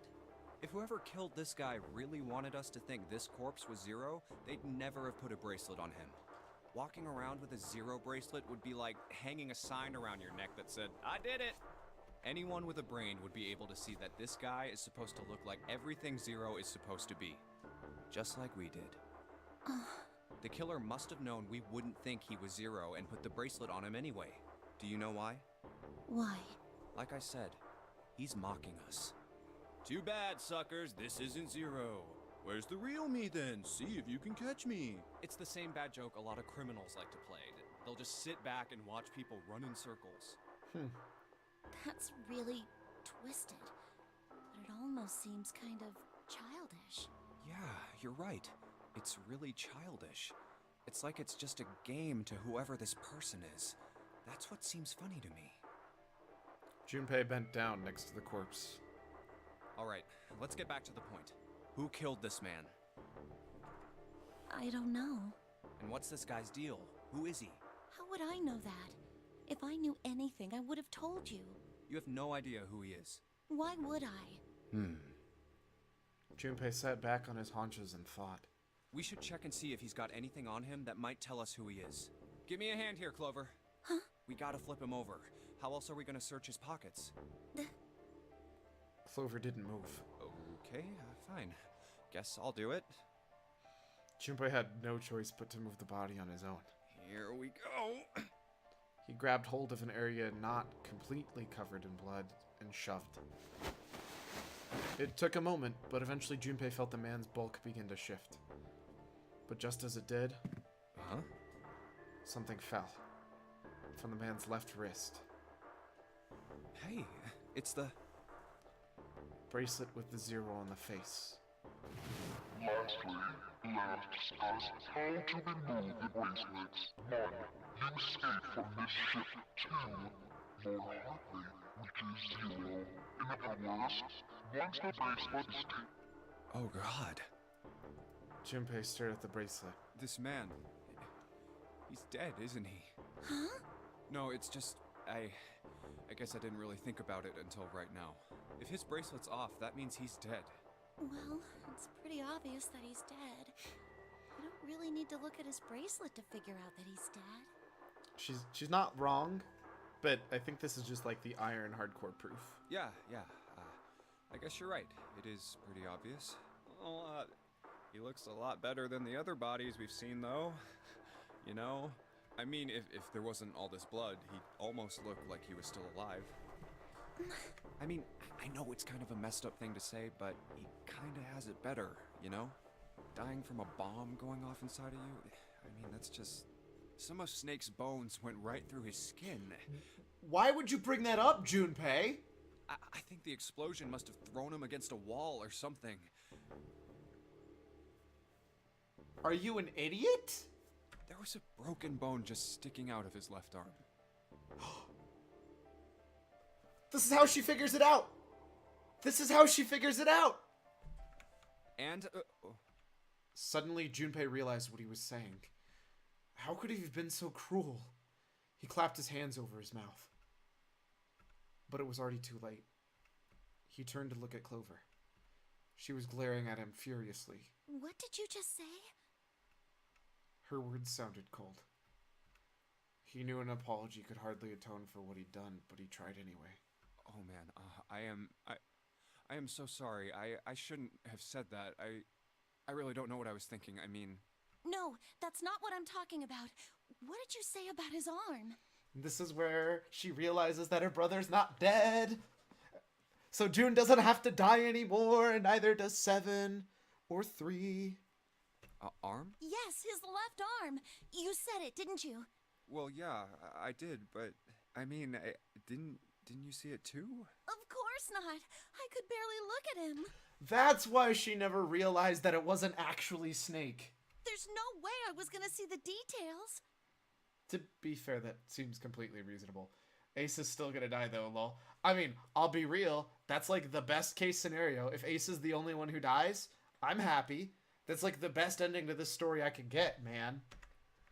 Clover took a quick, deep breath. Are you sure it was his left arm? Junpei thought back. No, don't show me a I'm flashback. pretty sure it was.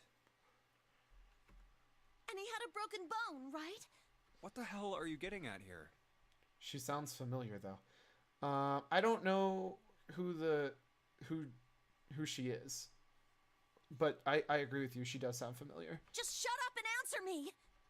She shoved her face close to his. He could see the fire in her eyes. Junpei winced and swallowed. Yeah, he did. It was pretty bad too. The bone was sticking out of the arm. No sooner than the words were out of his mouth than Clover's expression changed. Clover? What's wrong? Look, I'm sorry if I said anything. Suddenly she was crying. Junpei wasn't sure what to do. Thank you. It was close to the last thing he had expected to hear. Huh? What are you... Junpei had no idea what had just happened. He didn't think he'd done anything worthy of thanks, and he couldn't understand why she would have chosen that moment to begin crying. So he simply stood there, confused. Junpei kind of sucks. No. So, I mean, yes, you're correct. He does suck, but in this exact situation, it's super important that he was saying really dumb things. Thank you so much, Junpei. She thanked him again, and then something even stranger happened. Oh, Clover hugs. Oh. Clover threw herself into Junpei's surprised arms. Hey, what's going on with you? I'm sorry, it's just... I'm so happy. Okay, so the problem is there are two very, very different Clovers. There's the Clover who's sick and twisted because she thinks everybody on this ship killed her brother. And then there's this Clover. Why? The body in the shower room. It isn't his. It isn't my brother. Huh? It's not Snake. Why on earth would you think that? Because his left arm is... She stopped herself. I'm sorry. I really shouldn't be talking about this. Junpei decided it would be prudent to not press her for... It would be prudent not to press her for any more information. Whoops, I can English, I promise. Have I watched Cowboy Bebop? No, I have not. I've been told I need to. If she did not wish to tell him, then she certainly had a reason for doing so. But this Clover would be that Clover in different situations. She's still the same person. Not really. It's like alternate universe stuff. It's like... If there was an alternate universe where somebody killed all of my family and I snapped and, like, murdered them, am I a bad person? It's too complicated to me. Alternate timelines feels bad, man. I don't know if that emote is supposed to be stress. Perhaps more importantly, however, if Clover was so certain, then she was likely right. That meant the body in the shower room wasn't Snake. It wasn't much, but that knowledge lifted some of the weight from Junpei's heart. But He's still alive. I'm so happy. Tears shone in her eyes. Those tears melted Junpei's heart. As she cried, she had pushed herself up against his chest like a child. Junpei put his arms around her and held her tight. I'm so glad. Huh? Junpei, you were right. Huh? No matter what happens, you can never lose hope. Oh.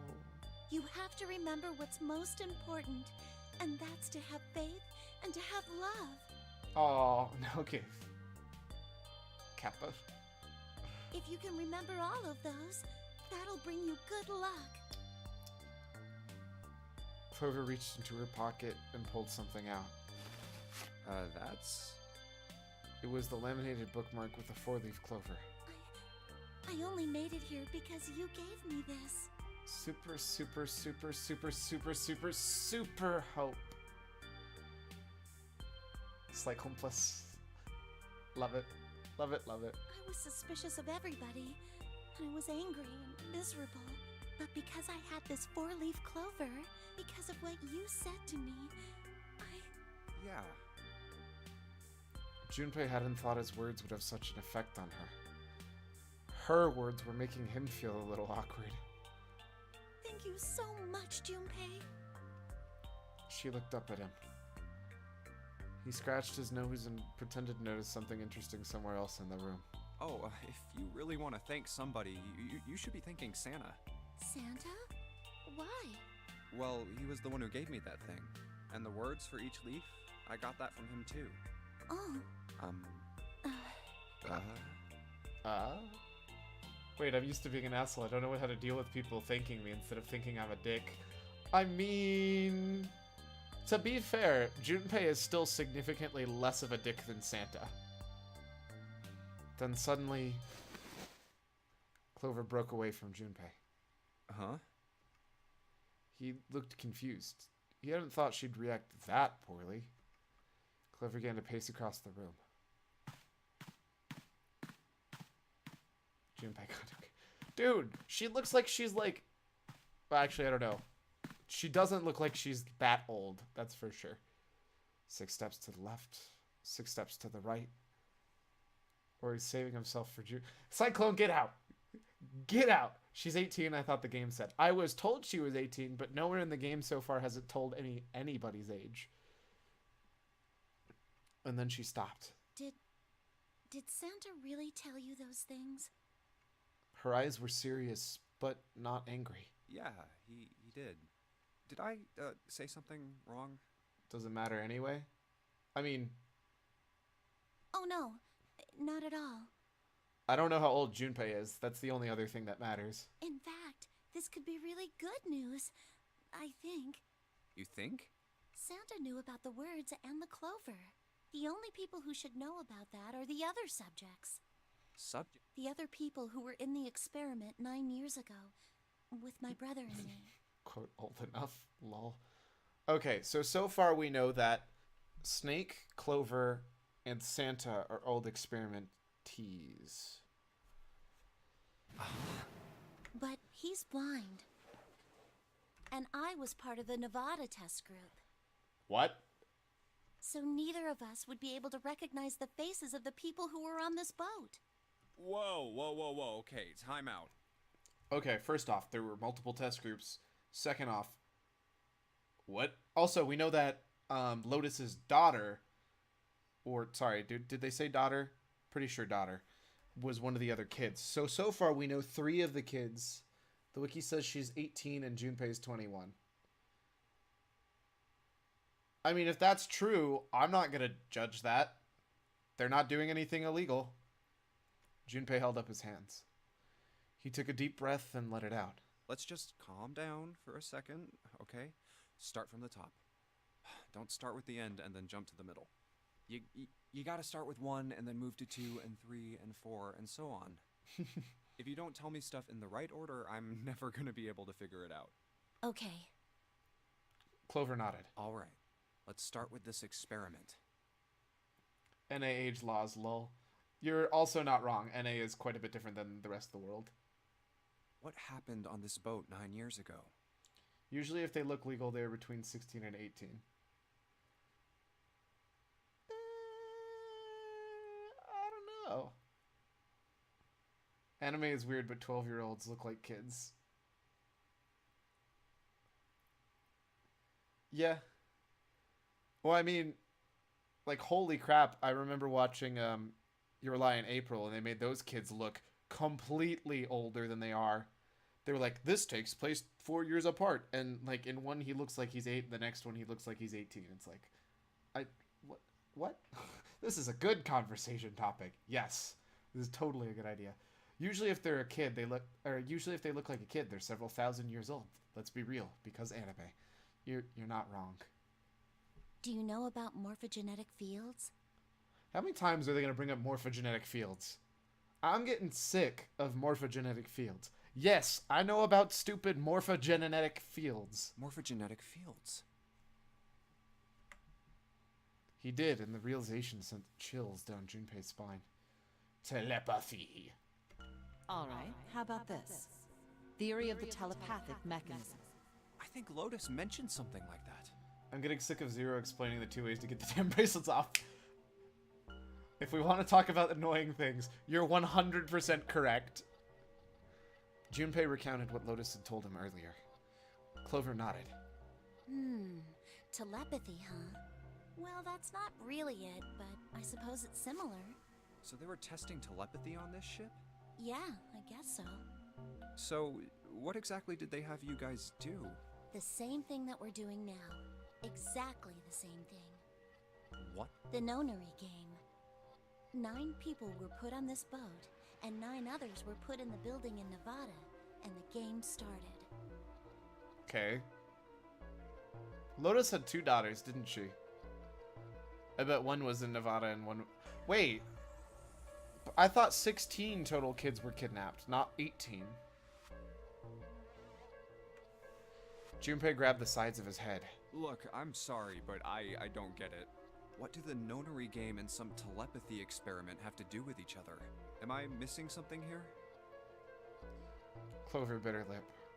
She blinked back sudden tears. What had happened to her in Nevada? The ability to access a morphogenetic field is affected by a couple of things. Makes more sense to me 18 because 9. I know, but I'm fairly confident the newspaper that they were talking about in the third door, the sub ending, or the third door path, is 16 kids were kidnapped, if I'm not mistaken. Because I made a reference to Danganronpa. The first is epiphany, and the other is danger. You know how sometimes when you're up against a really tough problem, and then the answer just kind of pops in your head? Oh, yes, obviously that's telepathy. That's an epiphany. Oh. I look stupid now. And what you learn from the epiphany can be transmitted with telepathy. When you add danger to that equation, then it gets easier to transmit that information over telepathy. I wasn't here for that ending. Yeah, because we were talking to, 7, and he was remembering being a cop. So you're saying the nonary game was supposed to introduce that element of danger? Yeah, but it couldn't be just any old danger. It had to be life and death. And someone did actually die. A girl. Don't say it. Junpei felt the sudden grip of despair on his heart. Something deep and distant and powerful squeezed. And for a moment he felt very, very empty and alone. Mokoro Ikosaba! What? Probably if I had to guess. Wait, what? Nightbot, please, can you not? Nightbot, why? Why you gotta be so mean? She was on the boat with my brother. If I'm not mistaken, I'm a little worried. Hey Mystics, how's it going? I'm a little worried that the girl who died is actually, Lotus's daughter. I was in Nevada. I never met her, but... I did hear her name. Don't say it. Her name was... Don't say it. Oh, we don't even get to know! The sound of the door opening was like a gunshot. Junpei spun around. Oh, my apologies. I seem to have disturbed you. Oh. You're killing me, Ace. Oh, it wasn't me. I typed the messages. Yeah, no. You were fine, Cyclone. It was Kylarius that got bapped. I was excitedly agreeing with Cyclone. Yep.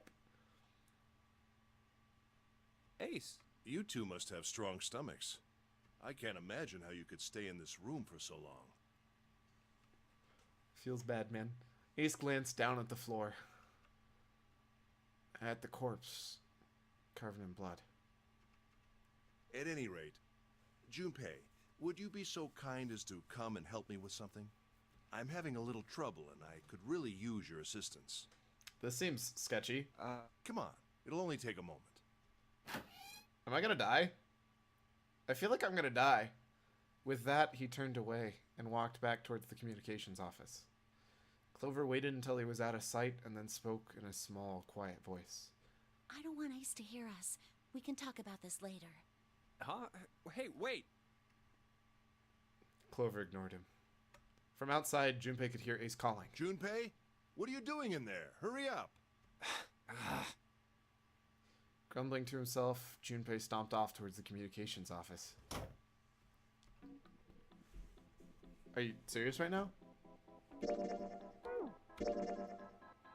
So I'm still missing the other key, though. Oh, it's the...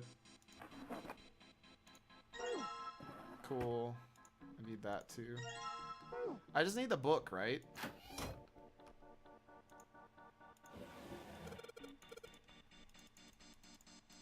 Technically speaking, I can get out right now, I think. Because I have the code for the exit door. Or do I need to turn on the electricity still?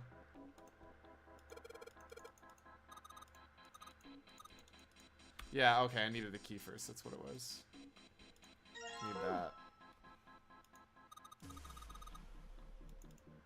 Where do I get the book from?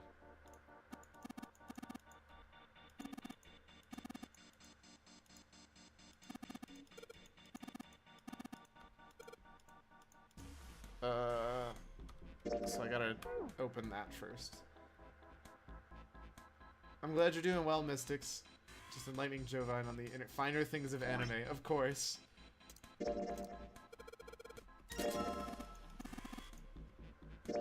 Where's the paper? Sorry, I need to grab paper. Paper? Paper. Paper?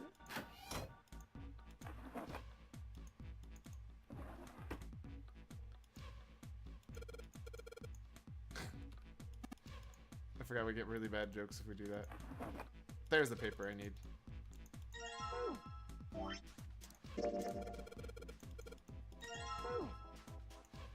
Stop it.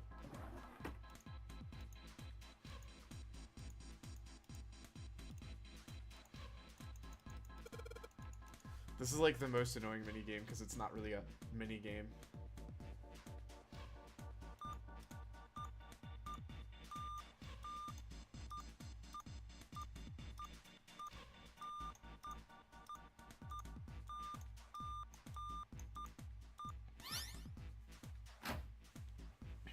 Last one, unlock it.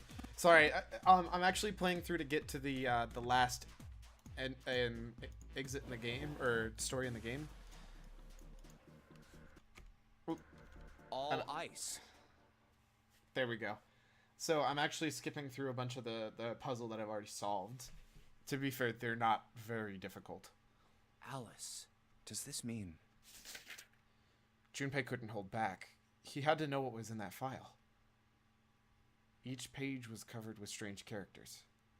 They looked like drawings of birds, snakes, insects, horned animals, wings, and even kneeling humans. There were many pages in the file, and each was full of these strange symbols. What the hell is this? He didn't realize he'd spoken out loud until Ace looked over at him. They are hieroglyphs, a form of writing used in ancient Egypt. Ancient Egypt? That's right. Can you read them? Of course. I can't. What would make you think I could? Riggedy wrecked. What the hell? Junpei flipped through a few more pages. It wasn't just 1 or 2 pages that were covered in the strange symbols. Every single page was covered in them. Whoa, the whole thing's like that. Trying to read them was pointless. Junpei wasn't going to waste any more time with them. He made to close the file. And something fell out. Huh? What's this? He bent down and picked it up. Oh, a key card. There was a symbol on it that reminded Junpei of the symbols for Saturn and Mercury on the keycards. This one, however, had a dot in the center of the male symbol. Uranus. That's the Uranus symbol. So it would seem. Sorry, we already knew all that. That's why I was confused. Bottom deck, library. Oh. Junpei remembered something he'd heard from Seven when they'd been in the chemical closet. Seven said something like, Alice sleeps in a small chamber past the forest of knowledge beneath the navel of the gigantic. Oh, hey, that makes perfect sense. It's past the story. could beneath the navel mean the bottom deck, and the forest of knowledge is the library? I would totally go to a library called the Forest of Knowledge. I'm just saying. Then could Alice be in a room somewhere beyond the library? What's wrong? Something on your mind? Junpei blinked. Only then did he notice Ace looking at him, curiosity and concern written across his face in equal parts. Yeah. I just remembered something. Is that so? What about? Well, don't laugh, okay? There was no reason for Junpei to hide his thoughts. He began to explain his theory to Ace. Then he stopped. It wouldn't make any sense if Ace didn't know who Alice was supposed to be. So he told Ace everything June had told him. The Egyptian priestess, an Ice Nine. Interesting. And the woman who wouldn't melt, who was recovered from the Titanic disaster? They called her All Ice, which eventually turned into Alice. And she was purchased by an English millionaire who called himself Lord Gordain. According to Seven, this ship is where he hid Alice. And you think that he hid her in a small room, beyond the library on the bottom deck? Yeah. Well, I mean, it is just a theory. Ace stared off into the distance, his hands slowly and absent-mindedly stroking his beard. After a few moments, his hand stopped. He turned slowly to look at Junpei, and his brows drew together. Junpei, have you ever heard of the term Cass? Apparently the stories about the telepathic experience are made up, but most everything else is right, like the sister ships. That's pretty cool. Cat. It stands for Cells Alive System. It is an advanced technology for freezing and preserving organic matter. Put simply, it is a technique that allows one to freeze things without the formation of ice crystals. Normally, if you freeze something fresh, water within its cells expands as it crystallizes, damaging the cell membrane. Cass, however, works differently. Okay. The object to be frozen is supercooled using magnetic fields, and then frozen instantly and uniformly, giving ice crystals no time to form. Is that a real thing? I mean, how could one chemical reaction suddenly become impossible everywhere in the world? I mean, it doesn't seem reasonable, which I think is why it was completely made up. It was originally developed for the preservation of food, as an alternative to the normal freezing process. Now, however, there are rumors that it can be used for other things. What do you mean, other things? Well, there are obvious medical uses, but perhaps also space travel. Space travel? Are you serious? Surely you've heard of suspended animation. Cryogenic freezing? Yeah, but it's totally fake. It's a fairly common idea in science fiction books and films. People are sometimes frozen for especially lengthy journeys through space. That was when Junpei understood what Ace was suggesting. Whoa, wait a minute there. Ace looked at him and raised an eyebrow. Are you saying that Alice was frozen using that Cass thing? Aliens, man. Well, I'm sure the possibility is quite low, but it is a possibility. First there was the Illuminati in Danganronpa, now we're talking about aliens in this game. If this special ice you call Ice 9 does indeed exist... Or more accurately, impossible telepathic stuff. and casts were used to freeze her into that sort of ice instantaneously. You think she could be alive? Alice is one letter off alien. Think. Well, I can't say for sure, of course. I'm only talking about possibilities. The melting point for Ice 9 is 96 degrees, right? If she were put somewhere where she could reach that temperature... That's nuts. Are you really saying she could have defrosted and started walking about? You're quite right. It does sound unbelievable.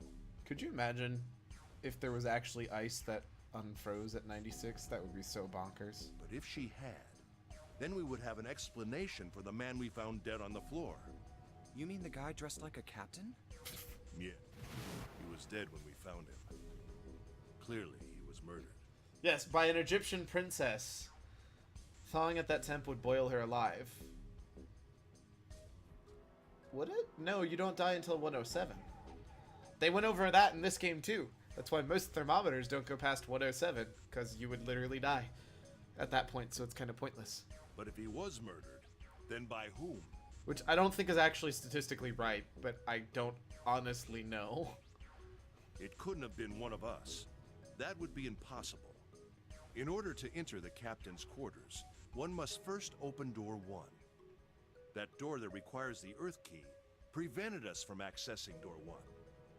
Who was it that opened that door? Santa and Lotus. Right. Clearly, the two of them could not have opened door 1, or any other door for that matter. Who else then could have done so? Not 98 degrees Celsius. 98 degrees Fahrenheit. Everything in this game is Fahrenheit, even though it's a Japanese game. Because...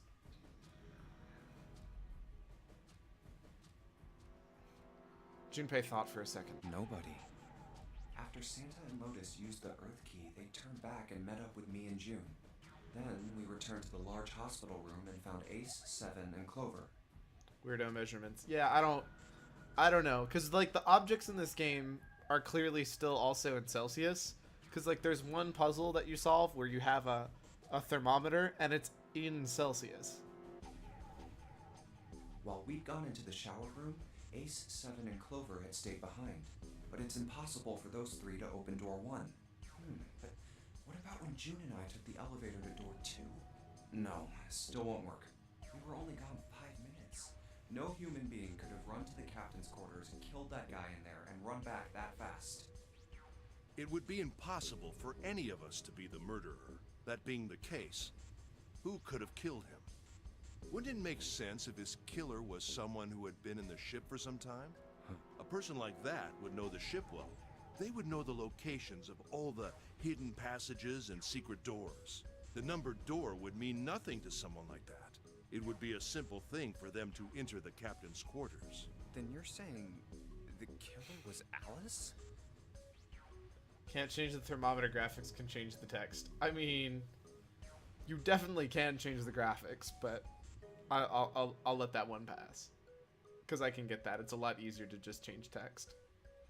It was Junpei's turns to raise an eyebrow. Ace drew his thumb across his lips thoughtfully. Well, this is all only one possible theory. All ice.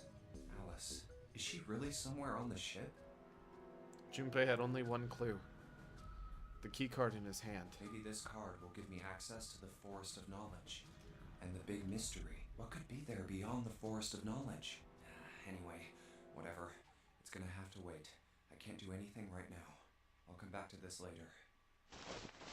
He gripped the key card tighter and shoved it deep into his pocket.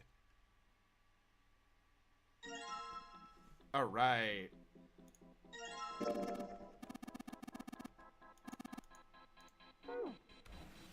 So, first off, I'm pretty sure.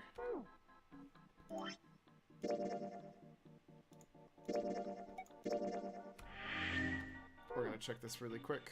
I'm like 90% sure. That's the second key, so as soon as I can skip straight to here and we can keep going, which we're gonna do Thursday. Because, it's time for me to end today. But thanks everybody for coming with me on this trip so far. I'm actually really excited. this seems like it's gonna be a really nifty ending, and hopefully not as, like, disappointing. Like it wasn't a bad ending, I was just disappointed that, like, I wanted so much more about the other one, so... I tried understanding what happened on Sunday's ending. Just don't. It's not even worth it. It's not worth the effort. You can't answer. So, we're gonna go ahead and save this, quit to the title. We didn't even get an ending today. I know, I'm sorry. To be fair, I did also play like 6 hours on Sunday just to make sure you guys got to the actual ending.